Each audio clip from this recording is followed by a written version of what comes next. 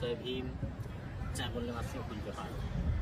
साथियों, भारत में कई तरह का चोरी हुआ है, लेकिन सबसे बड़ा चोरी जो हुआ है वो इतिहास का हुआ है। आज इस देश में कोई भी जनजाति का, जाति का, समाज का सही इतिहास को पता लगाना बहुत कठिन काम है। क्योंकि जैसे जैसे भारत में बाहरी आक्रांताओं का प्रवेश हुआ, उन लोगों ने यहाँ की संस्कृति, सभ्यता में अपना घुसपैठ किया, अपना इतिहास को घुसाया हम लोग के इतिहास में, और यहाँ के इतिहास को यानी कि इस तरह से कर दिया है कि आदमी को हकीकत पता ही नहीं लग रहा। इसलिए हमारे समाज के बुद्धिजीवियों को इस समय में सतर्क रहना चाहिए। क्योंकि झूठा इतिहास के बल पर जो लड़ाई आज एक जाति दूसरे जाति से लड़ते हैं, एक जनजाति दूसरे जनजाति से लड़ते हैं, तो जब तक हम अपने इतिहास की तह तक पूरी जानकारी, इतिहास की सच्चाई, पूरा तथ्य को जब तक हम नहीं खंगाल लें, तब तक हमें किसी भी लिखी हुई बात पर समाज को गुमराह नहीं करना चाहिए।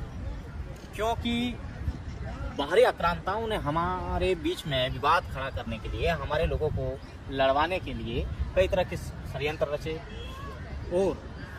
और हमको यहाँ लड़वा करके अपना राज सत्ता चलाए।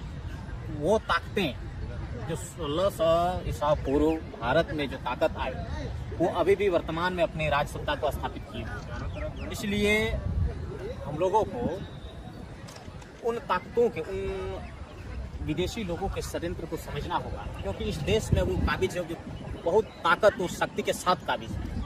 वो लोग इस समय में इस तरह हमारे अंदर में घुस चुके हैं कि हम उसे पहचानने में भी भूल हो जाती है। बामसेप हमेशा एक चीज़ हम लोगों को सिखाती है, बामसेप का कैडर हम लोगों को जरूर लेना चाहिए। बामसेप हमेशा एक चीज़ ये सिखाती है कि अगर आप कोई भी चीज़ के संघर्ष कर रहे हैं, आंदोलन कर रहे हैं, लड़ाई लड़ रहे हैं, तो सबसे पहले दोस्त और दुश्मन का पहचान करना चाहिए। दोस्त और दुश्मन का पहचान के लिए आपको अपना इतिहास का ज्ञान होना चाहिए। जो कौम अपना इतिहास नहीं जानता है, वो कौम इतिहास नहीं रख सकता है।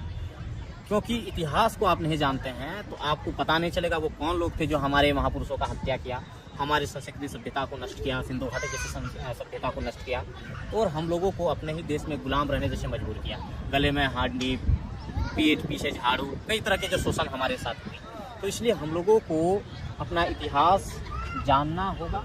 इसके बाद ही कोई बयानबाजी या समाज के लोगों को उसके प्रति तैयार करना होगा। झूठा इतिहास के बुनियादी तौर पर यदि हम लड़ते हैं, झूठा इतिहास के बल पर, तो हम आपस में ही लड़ मरेंगे, और जो हमारे विदेशी ताकतें, जो शत्रु हैं, जो भारत में राज कर रहे हैं, वो शासन सत्ता चलाते रहेंगे। इसलिए आप लोग असली इतिहास को जानें, इसके बाद ही आप कोई भी कदम उठाएं। जय भीम, बोल जोहार, जय मुलाकात।